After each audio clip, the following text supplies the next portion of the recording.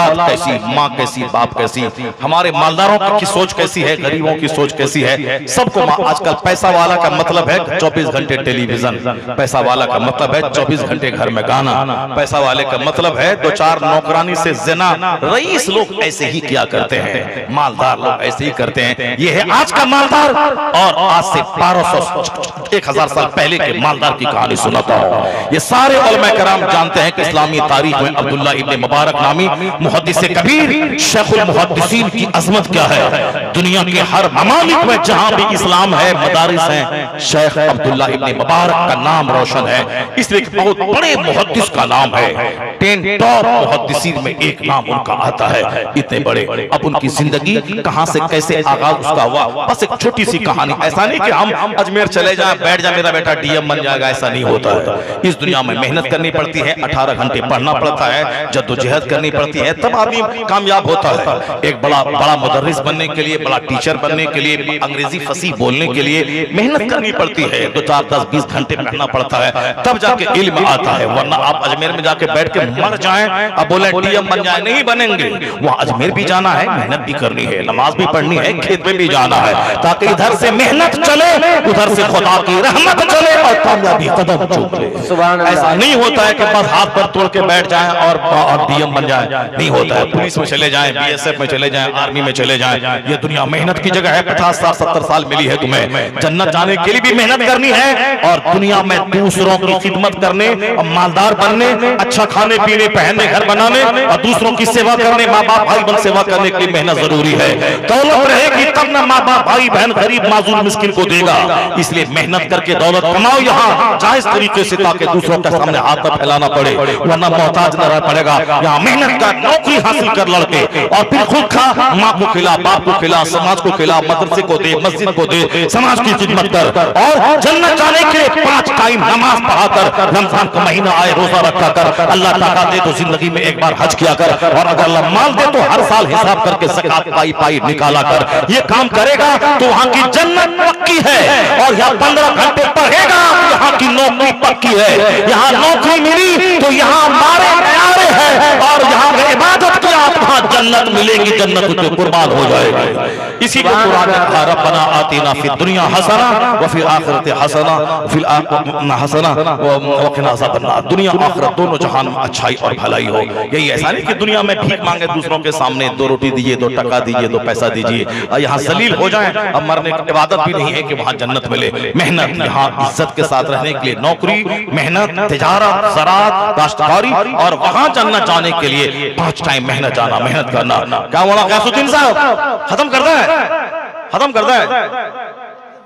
हाँ, उन लोगों से पूछे आप, ये लोग मतलब जलसा आपका उजड़ गया होता, मगर ये अच्छे लोग, शरीफ लोग, नेक लोग हैं, सब आ गए माशाअल्लाह। सरकार की हदीस से पाक सुन ली। इतना बड़ा मजमा रात के इस टाइम, कितना टाइम है ताहिर भाई? 1 बजने वाला है, 12:48, 1 बजने वाला है। कब ये शुरू किए थे हम?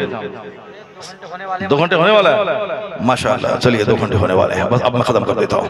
दुनिया का सारा काम सिस्टम से होता है, सिस्टम के खिलाफ नहीं होता है। अब उसी सिस्टम का एक हिस्सा देखिए, पहले के लोगों की सोच कैसी थी और आज कैसी सोच हो गई। आज जो गरीब है वही मौलवी से करीब है, जो मालदार है वो दारोगा से करीब है।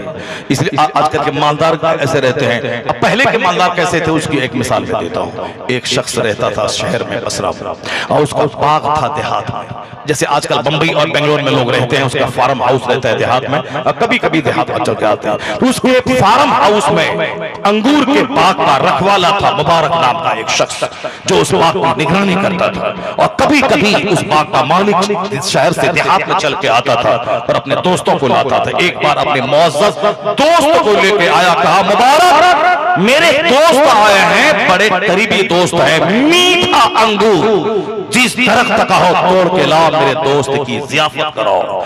मुबारक गया, सामने वाले पेड़ से अंगूर तोड़ा, तश्त में रखा, मालिक के सामने रख दिया। जब उन्होंने चखा तो अंगूर खट्टा था। कहा मुबारक मैंने कहा ना ये मेरे मुअज़्ज़ज़ मेहमान दोस्त हैं, मीठा अंगूर वाला खोशा तोड़ के लाओ। वो गया दूसरे दरख्त से तोड़ा, फिर सामने ला के रखा, उसका भी अंगूर खट्टा था, अंगूर खट्टा निकला। कहा मुबारक ये मेरे मुअज़्ज़ज़ दोस्त हैं, तुमको मैं बार बार कह रहा हूं कि मीठा अंगूर, मीठा अंगूर। ये मेरे दोस्त शहर से देहात आए हैं आज बाग में घूमने के लिए, और तुमको अब तक तमीज नहीं है कि किस दरख्त का अंगूर मीठा है, किस दरख्त का अंगूर फूटता है, और तुमको अब तक तमीज नहीं है। मुबारक बोला हुजूर, कैसे मैं जानूं कि किस दरख्त का खजूर अंगूर मीठा है? मैं जब चखूं तब तो मालूम हो कि इस दरख्त का अंगूर मीठा, इसका अंगूर खट्टा। का क्या मतलब? कहा मतलब यही कि आपने नौकरी पे रख के बोला था कि बाग की निगरानी करना, तो मैं निगरानी कर रहा हूं। आपने बोला कहा था कि खाया करना, मैं कैसे खाऊं? ऐसी ऑनेस्टी, ऐसी ईमानदारी। जो लोग रास्ता चलते दूसरों के आम के पेड़ में फेंका पत्थर, तोड़ा आम और खाता चला, हंस रहा है, ये नहीं समझा कि हराम पेट में डाल रहे हैं। रास्ता चलते हुए दूसरों के खेत में लगा हुआ है चना बादाम, उखाड़ा और तोड़ा फांकते हुए चले जा रहे हैं। ये नहीं जाना कि पेट में आग डाल रहे हैं। दूसरों के खेत में लगी है मकई की खेती, देखा तोड़ा, उसको खाता चला गया, आग में भूना, नहीं देखा कि ये पेट में आग डाल रहा हो।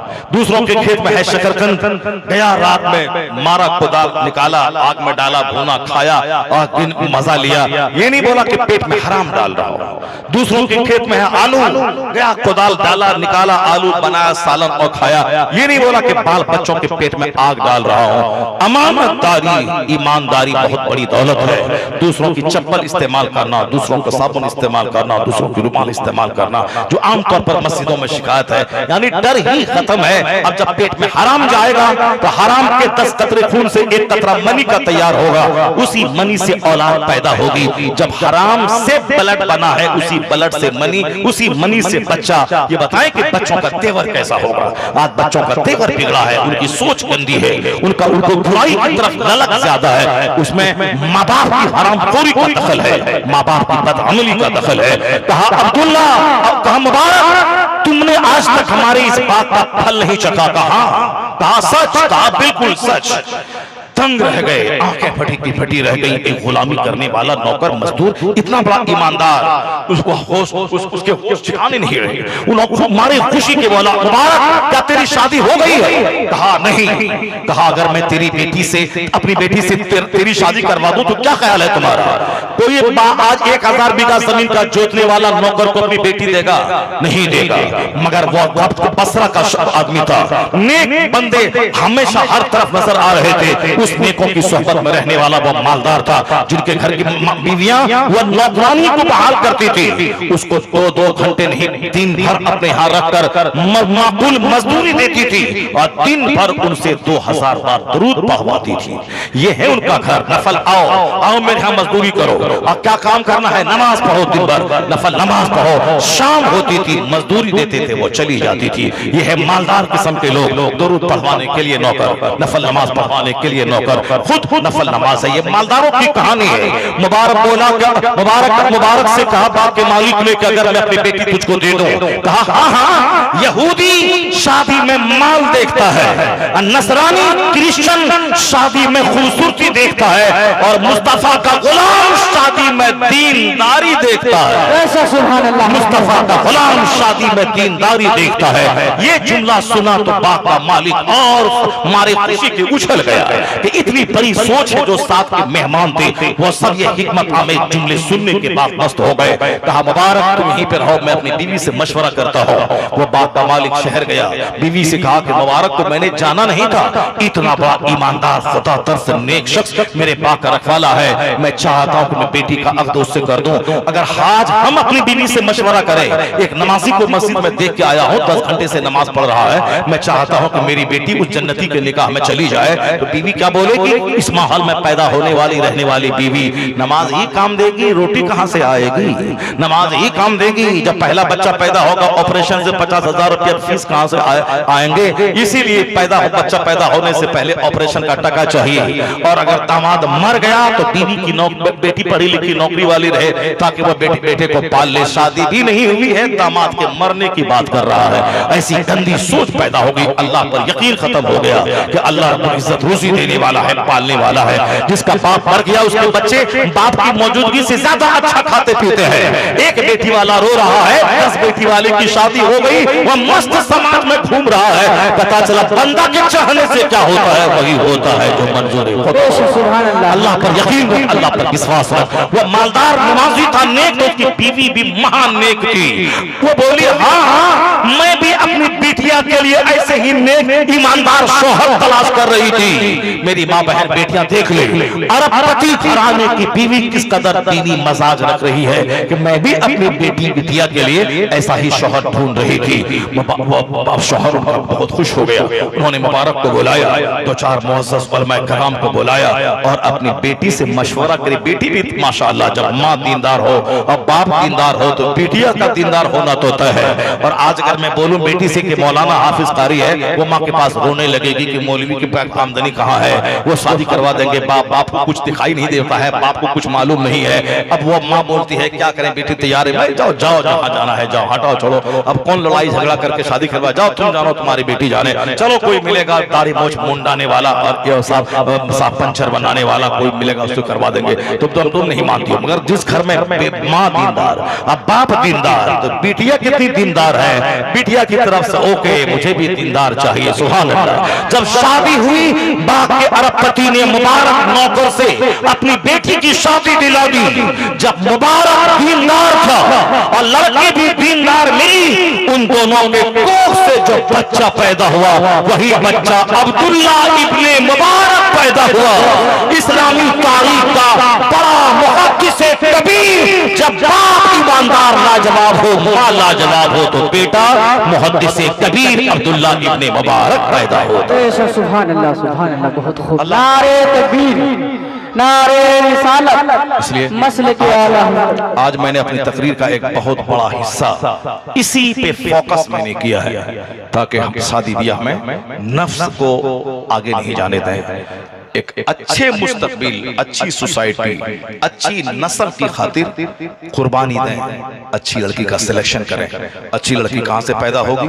अच्छी लड़की पैदा होगी मदरसे से, जहाँ हदीस पढ़ेगी, कुरान पढ़ेगी, नमाज की पाबंद रहेगी। अगर मदरसे में भी तरबियत नहीं हुई तो बहुत सारी लड़की मदरसे की पढ़ी हुई वो हिंदू के साथ भाग गई। अभी मैं गया था साउथ इंडिया में, माँ बोला कि मदरसे की पढ़ी हुई आलिमा वह हिंदू के साथ भाग गई। मदरसे अब क्या होगा? इसलिए सिर्फ किताब नहीं रटवाना पड़ेगा, तरबियत करनी पड़ेगी। रोजाना उसको बताना। हमारा मदरसे का बच्चा जो मौलाना बना वो मिलिया कॉलेज में गया, दाढ़ी मोछ मुंडा के पैंट शर्ट पहनने लगा। और इंजीनियरिंग जो कर रहा है अलीगढ़ में, वो दाढ़ी मोछ रख के मौलाना बन करके डॉक्टर बन रहा है। जो मदरसे में नहीं पढ़ा मगर दाढ़ी नमाज, और यहाँ मदरसे में पढ़ने के बाद दाढ़ी नमाज खत्म। ये था तरबियत। सिर्फ किताब, ग्रामर, जरा जैदुन अमरन, ये नहीं पढ़ाना पड़ेगा कि जैद ने अमर को मारा, जैद ने अमर को मारा तो सारी जिंदगी मारा मारा मारा मारा मारा मारा मारा। इसे जरा जैदुन अमरन एक रास्ता है अरबी सीखने का। ये फेल है, ये फाइल है, ये मफूल है, ये एक तरीका है, ग्रामर है, ताकि मैं हदीस सीख लूं, ताकि मैं कुरान सीख लूं, ताकि मैं अल्लाह का डर दिल में पैदा करूं। ज़राबा ज़ैदुन अमरन की तरकीब है, अल्लाह का डर ही नहीं है तो वो तरकीब पढ़ने से क्या फायदा है? इसलिए हर हफ्ते में मदरसे में एक तरबियती प्रोग्राम हो आधा घंटा का, जिसमें अल्लाह का डर, रसूल पाक की सीरत, बुजुर्गों की कहानी, ताकि बच्चों के दिमाग में रहे कि मुझको भी नेक बनना है, मुझको भी बली बनना है। ऐसा सिर्फ वो किताब पढ़ेगी तो कोई हिंदू मुंह बिचकाएगा तो उसी के पीछे भाग जाएगी मौलाना बनने के बाद, क्योंकि वो तो सराजामी पढ़ी है, सिर्फ वो दीन सिखाई नहीं है। इसलिए सिर्फ दीन सराजामी दीन सिखाना है, तरबियत करनी है, अल्लाह का डर डालना है, मदरसे में तहज्जुद की आदत डलवानी है, नमाज़े पंचगामा की आदत डलवानी है, तरबियत करनी है। वरना खाली वो किताब रखवाने से ना होगा। किताब पढ़े एक और 10 तरबियत भी होनी चाहिए। इसलिए आज हमारे जो बच्चे मदरसे में पढ़ने के बावजूद भी बर्बाद हो रहे हैं, तरबियत नहीं है। लड़कियां जो मदरसे में पढ़ने के बाद काफिरों के साथ भाग करके काफिरा होके जहन्नमी बन रही है, यहाँ भी तरबियत की कमी है। इसलिए मदरसे में भी तरबियत, मदरसे बच्चों को भी तरबियत, तब वहां से कुतुब अब्दाल गुलामे गौस पैदा होगा। अब यहाँ से राबिया बसरी मुबारक की बेटी और माँ की कनीज पैदा होगी। जो बाप हो मुबारक जैसा और माँ हो दीनदार, तो बेटा अब्दुल्ला इब्ने मुबारक पैदा होता। अल्लाह तबारक व तआला हमको और आपको सबों को नेक बनने की तौफीक अता फरमाए, अपने घरों में इस्लामी रंग इस्लामी माहौल पैदा करने की तौफीक अता फरमाए, हमें आखिरत और जन्नत को नजर में रखने की तौफीक अता फरमाए और मजहब इस्लाम को सबसे बड़ा मजहब समझते हुए अब इस मजहब के उसूल और ज़ाब्ते पे मजबूती से अमल करने की तौफीक अता फरमाए। आमीन व आखिर दावाना अनिल हम्दुलिल्लाहि रब्बिल आलमीन। अस्सलामु अलैकुम व रहमतुल्लाह।